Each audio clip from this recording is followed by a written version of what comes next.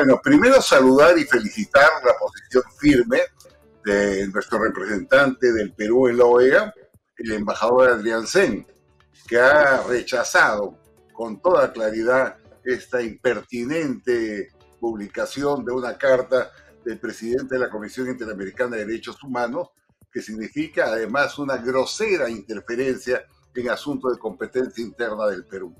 Pero yo diría algo más.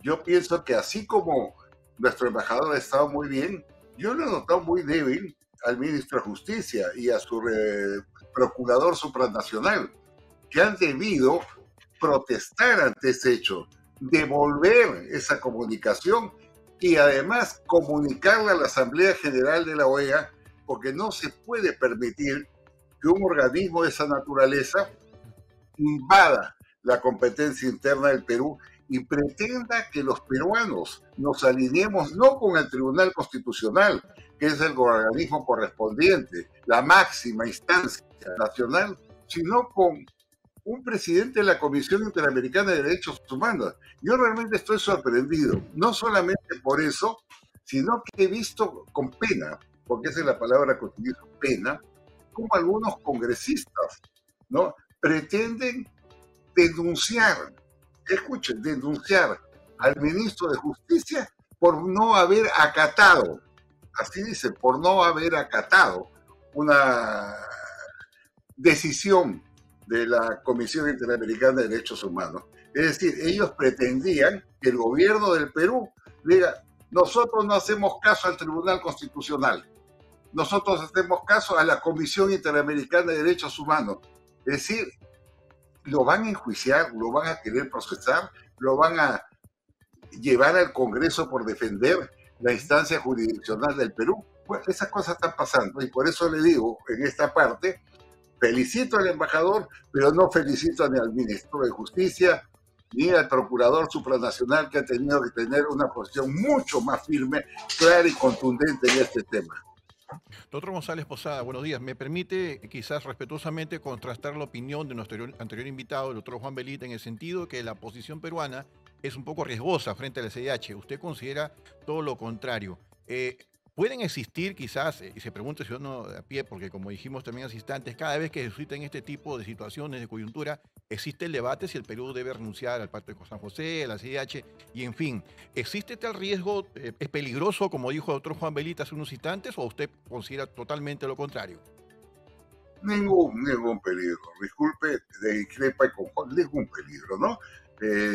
Lo que dice la comisión, que va a informar a la Asamblea, muy bien, ahí se quedó, ese es su informe. Nosotros debemos presentar a la vez un informe, ¿no?, señalando esta incompetencia, esta intromisión en asuntos internos del Perú. Salvo que querramos, pues, que en adelante los fallos de la Corte Suprema, los fallos del Tribunal Constitucional, los decida un ente extraño al Perú, afectando nuestra soberanía, como es la Corte o la Comisión Interamericana de Derechos Humanos. De tal manera que yo no veo ningún problema. Más bien yo diría que ha llegado el momento no de retirarnos de la Comisión y de la Corte, no de retirarnos, sino que plantear cambios sustantivos en la elección de los magistrados, por un lado, porque hay algunos que están claramente politizados, ¿no? Y por otro lado, establecer los límites de competencia que tienen estos organismos, que evidentemente desbordan, ¿no?, las facultades concedidas. Entonces, aquí sí debe haber una reforma planteada por el gobierno del Perú, una reforma a fondo. Y yo entiendo que la Cancillería tenía preparado un proyecto de esa naturaleza, no sé qué suerte ha corrido, eso había sido trabajado, hasta donde conozco, por el ex canciller Gervasi. Yo espero que salga adelante, ¿no? Hay que poner ciertas medidas de control, porque la Corte y la Comisión no están acá para hacer lo que quieren. Eso es muy contundente. Doctor González Posada, ¿usted pensaría, o según su análisis, que la Corte Interamericana de Derechos Humanos tendría algún sesgo ideológico en este momento? Y me gustaría saber también su opinión respecto a la respuesta de la Corte Interamericana de Derechos Humanos, porque solamente se ha pronunciado el presidente, pero lo que se cuestiona es que no se tiene el pronunciamiento de la comisión en conjunto. Ahí está el sesgo ideológico. Yo me río porque, obviamente, ¿quién es el presidente de una comisión para que sin consultar con la comisión lance un case para el Perú? Obviamente está el sesgo ideológico. Es como que me pregunte usted si el cardenal Barreto tiene un sesgo ideológico. Claro, rojo como la sotana, porque el cardenal Barreto, como miembro, como prelado de la iglesia, en vez de convocar la unidad, la paz, la fraternidad entre los peruanos, salió a decir que la liberación de Fujimori es una cachetada a todos los peruanos. Pues una cosa así está actuando la comisión, ¿no? Yo no tengo ninguna duda de eso. Y agrego, aquí hemos dejado pasar muchas cosas. ¿Sabe usted que la Corte ha resuelto indemnizaciones a terroristas por un monto de 17 millones de dólares? 17 millones de dólares a diferentes miembros del Sendero Luminoso o del MRTA, como por ejemplo los casos de Lori Bereso o de Osman Morote. Ha habido compensaciones económicas. Inclusive hay un fallo de la Corte pidiendo que el caso de la matanza en 1992 se levante un monumento en memoria de ese hecho y que se inscriban los nombres en el famoso ojo que llora. Eso no es politizar un tema, además muy sensible para los peruanos. Y concluyo, no es politizar un tema haber hecho lo que hicieron hace pocas semanas de pretender reactivar 2 casos cerrados en la vía del fuero militar, en la vía del fuero civil y por la propia Corte, como es de los terroristas, de 2 terroristas del MRTA. Claro que es politizar y afectar, los malos recuerdos que ha padecido el Perú durante largos años. Entonces, yo creo que hay que poner coto a esta situación que cada vez que ocurre afecta a nuestro país. Mañana pedirán una indemnización de 10 billones de dólares para fulano tal, y si no se le da la indemnización, dice, vamos a quejarnos a la Asamblea General. Váyanse, pues, y quéjense a la Asamblea General. Yo espero un Estado firme, un Estado claro, en defensa de la institucionalidad democrática y del Estado constitucional de derecho. Doctor González Posada, ha sido usted muy claro y preciso en el sentido de que la Corte está ideologizada. Y también el ciudadano se pregunta, ¿y por qué cada vez que existen estas situaciones de coyuntura, la CIDH pues tiene una posición marcada? Habla usted de que pueden ocurrir cambios y también se pregunta a la ciudadanía, ¿es posible que algún día la CIDH pierda este tamiz ideológico o es muy difícil? Porque también el peruano preguntará, ¿y esta posición que tiene la CIDH contra el Estado peruano, con este tipo de situaciones, ¿no? ¿Ocurrirá contra otros países? ¿Que no puede decir usted cuál es, digamos, la comparación con otras naciones de la posición CIDH? ¿O siempre es la misma, en la misma vía, mismo sentido? Bueno, yo estoy analizando el caso del Perú, no conozco otros casos, sé que, por ejemplo, resoluciones en el caso Argentina han sido desechadas, hay muchas que han sido desechadas. Entonces yo creo que todo el sistema debe ser rediseñado. Nosotros no debemos salirnos del sistema interamericano de derechos humanos, porque es uno de nuestros baluartes. El Perú ha abierto un camino humanitario en ese sentido, por eso nos adscribimos a la Corte Penal Internacional, por ejemplo. Pero se están cometiendo excesos que vulneren la soberanía nacional. ¿Quién puede realmente con 2 dedos de frente decir, bueno, como el presidente de la comisión, un señor a las 11 de la noche manda una nota diciendo que no se acate una resolución del Tribunal Constitucional? ¿Qué es esto? ¿Dónde cree que está? ¿Cree que está en la selva, que está tratando con una tribu? Por eso es que yo remarco, subrayo, destaco que faltó firmeza al ministro de Justicia y al procurador supranacional, que no puede estar callado. Tienen que intervenir en este caso en defensa de la identidad y de la legalidad del país. Ahora, el pronunciamiento del Ministerio de Justicia y el representante supranacional debe ir en el sentido de que debería defender la soberanía de nuestras leyes, de nuestra Constitución y de los planteamientos del Tribunal Constitucional. No. el tribunal, a mí me parece muy bien la posición del gobierno, repito, de expresar su respeto a la resolución del Tribunal Constitucional. Me parece muy bien. Por eso dije en algún momento que me parecería un horror estar de acuerdo con aquellas personas que quieren procesar al ministro de Justicia del Perú por estar de acuerdo con el Tribunal Constitucional. O sea, ellos quisieran que esté de acuerdo con la Corte y en consecuencia se anule el indulto a Fujimori. Mire, eso es parte de una anticultura de odio que se ha estado expandiendo. Le habla a alguien muy lejano al fujimorismo. Yo he sido reprimido por Fujimori. Yo era director general de la OEA en Venezuela y cuando se produjo el golpe de Estado protesté firmemente y fui destituido del cargo. Y tengo las cartas por presión del gobierno. Pero no podemos seguir odiando, no podemos seguir dividiendo a los peruanos entre fujimoristas y antifujimoristas.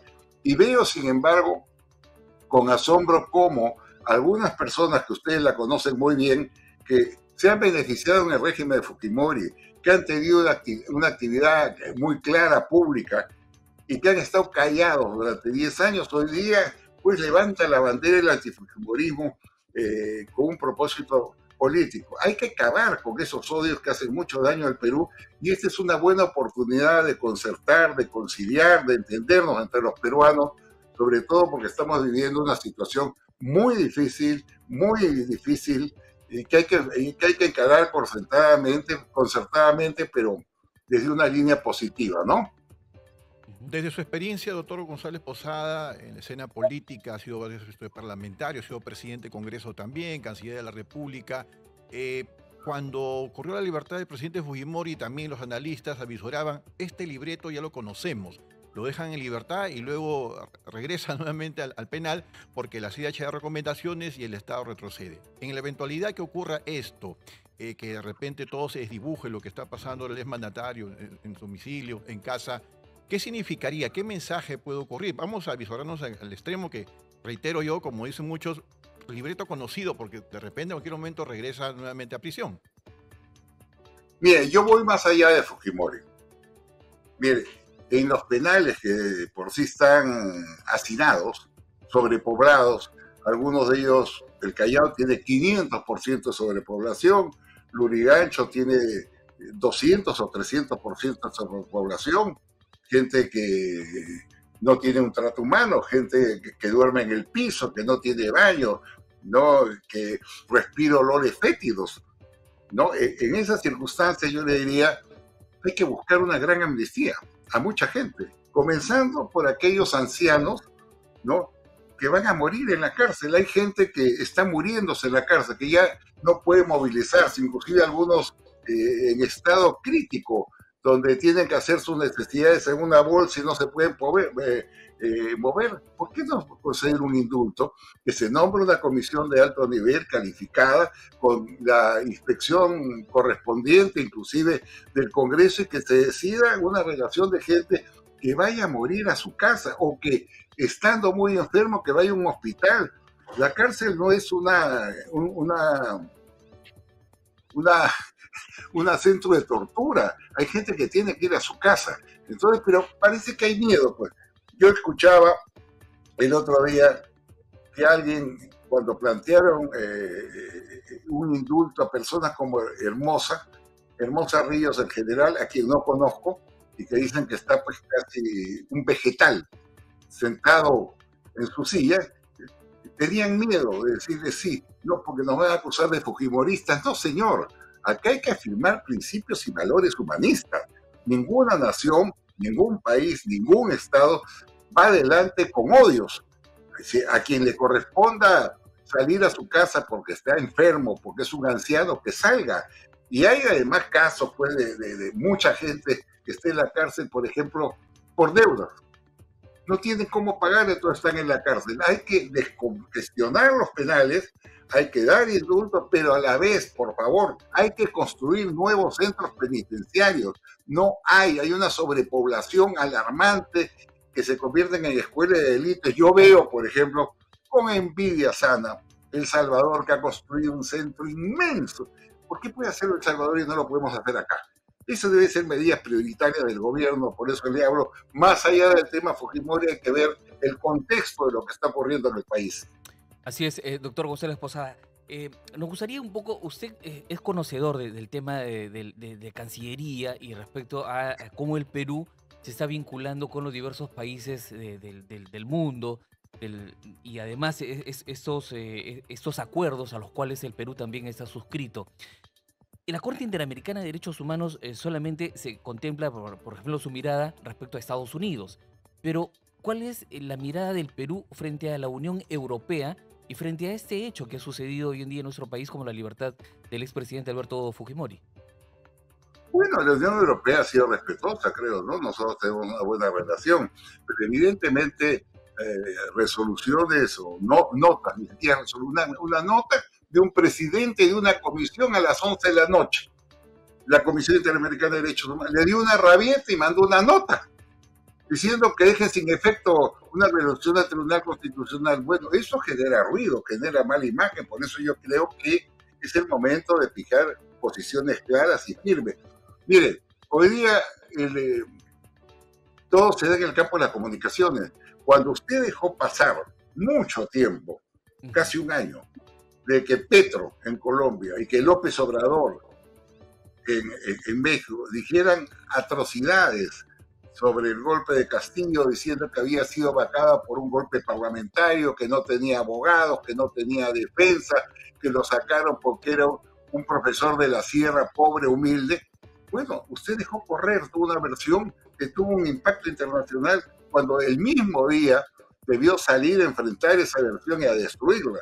Yo le digo esto en forma genérica y lo aplico a la Corte y a la Comisión Interamericana de Derechos Humanos, porque si no hay una comunicación adecuada, si no se da la batalla en el campo de las comunicaciones, usted puede tener toda la razón del mundo, pero va a fracasar.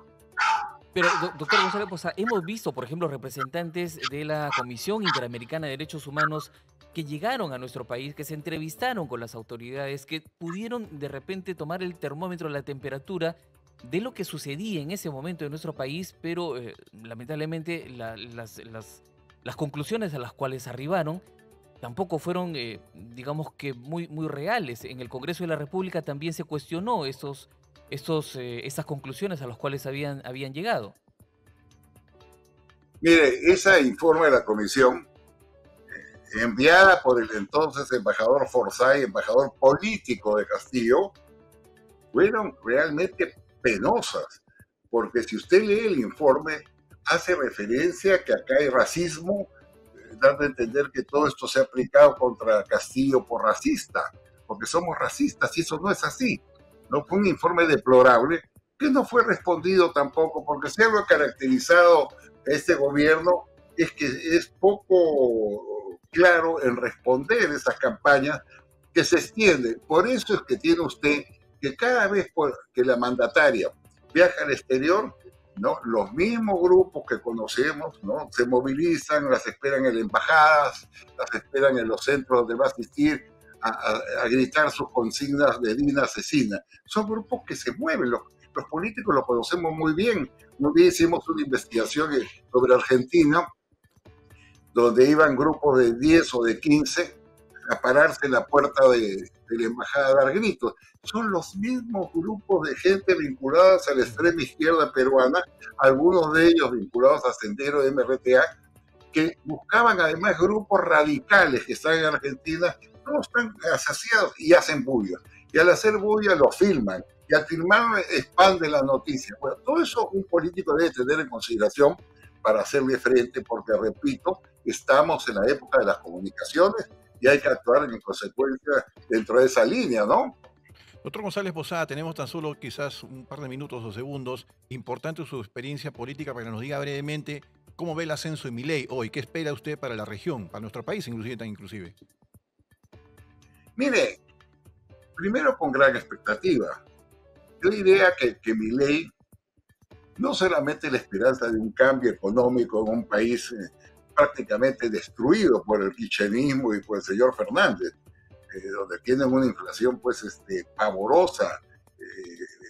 Argentina tiene 45% de pobres. Sino, yo diría algo más, es un voto moral. Porque si algo hizo el kirchnerismo en sus dos periodos es manifestarse absolutamente con la cara abierta a la corrupción. Son sentenciados inclusive a penas de cárcel por haber descalificado las arcas fiscales de la Argentina. Y cuando a mí me preguntan por qué votaron por Milei, no solamente por la propuesta económica, sino porque Milei ofrece un cambio ético en Argentina. La Argentina no puede seguir siendo saqueada por los políticos. La Argentina no puede ser asolada por los que llaman piqueteros. Los piqueteros son los grupos de combate del kirchnerismo que están liderados por el hijo de la señora, se llaman la Cámpora. La Cámpora son 200 personas que están asociadas al Estado, que reciben cargos públicos y que se reúnen de cuando en cuando para hacer asonadas, para hacer piquetes, para paralizar las calles, para amenazar a los opositores. Por eso me parece muy bien lo que dijo Milei. Como nosotros no van a haber piqueteros que paralizan el país y que crean realmente desmanes graves. Entonces, Milei representa, más allá que una propuesta económica, yo quiero darles alcance, una propuesta moral de la política, y eso es importante destacar. Así es, doctor González Posada, y solamente 30 segundos, el nuevo presidente de Argentina va a tener que hilar fino porque tampoco tiene mayoría dentro del Parlamento y de alguna manera tiene que ponerse de acuerdo, tiene que encontrar esa línea de consenso para que los argentinos puedan salir adelante de la crisis en la cual se encuentran hoy en día. Bueno, para hacer tortillas, hay un fijo dicho, tiene usted que romper los huevos, ¿no? Y esperamos la habilidad, la capacidad de Milei, lo está demostrando ahora. Mire, el solo hecho de que vaya Zelensky, el presidente ucraniano, a su juramentación, es un golpe político muy importante porque Milei, Ucrania, está enfrentando a una guerra devastadora de una tiranía de Putin que bombardea escuelas, hospitales, centros de trabajo y que ha matado a miles de personas. Entonces, recibirlo es darle un respaldo democrático a un presidente ucraniano que cada día sufre mayores percances por esta acción devastadora de Rusia en su país.